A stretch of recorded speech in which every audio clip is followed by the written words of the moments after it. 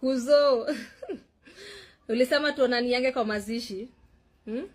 Kitu yenye madha ama mzae anko na anti waliulizana, si hata tu kukua. Lakini ile beef ilikuja kageuka yetu. But ni life. Alafu anti, ni nini mom na dad walikufanya mkiwa na anko? Why do you hate us so much? Mbona unataka kuona nikifela anti? Anko, tulikukosea wapi? Juu hata CV tuitishagi. Nuko na opportunity ya kutupatia kazi. Ama unaogopa tusikupite, tusisaidie kina mom na dad.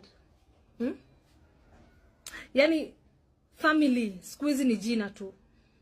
Squeeze hata the people we meet along the way, they are the new family.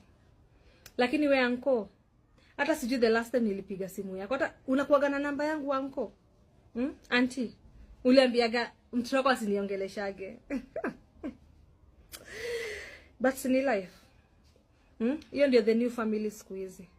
Yani squeeze stranger ananisaidia kuliko wewe. Kuliko wewe damu yangu.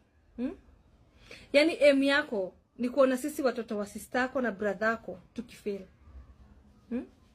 Squeeze hakuna kukanyagana mwingine aone mbele asaidiane. Tulikoseaga wapi? What if tutakupata naga December kuonyeshana ni nani ana make it in life kuliko mwingine? What if we go back to being the people that we are? Alafu shosho na guka. Mbona mna treat mom na dad vibaya? Ama ni juu hawana ile gari yenye anko alikuja nayo December? Ama ni juu watoto wa auntie na anko walishuka ndege na sisi bado tuko tu hii mtaa? Shosh tunakujaga kukuchotea hadi maji. Lakini shosh watoto wa auntie wa majua kikuja. Shoshi tutambuagi tena. Damu ilishataka kukua mzito. Siku hizi mfuko ndio inaongea. Lakini si ni akina nani? Sisi tunategemeaga tu God. Juu hata tangu niambia anko nilimaliza shule, nishapata hadi familia.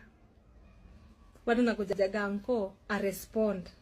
Anipatilishie kazi. Miaka ya kuandikwa ishapita. Niko karibu kuacha kukua youth. Niko karibu kupita miaka ya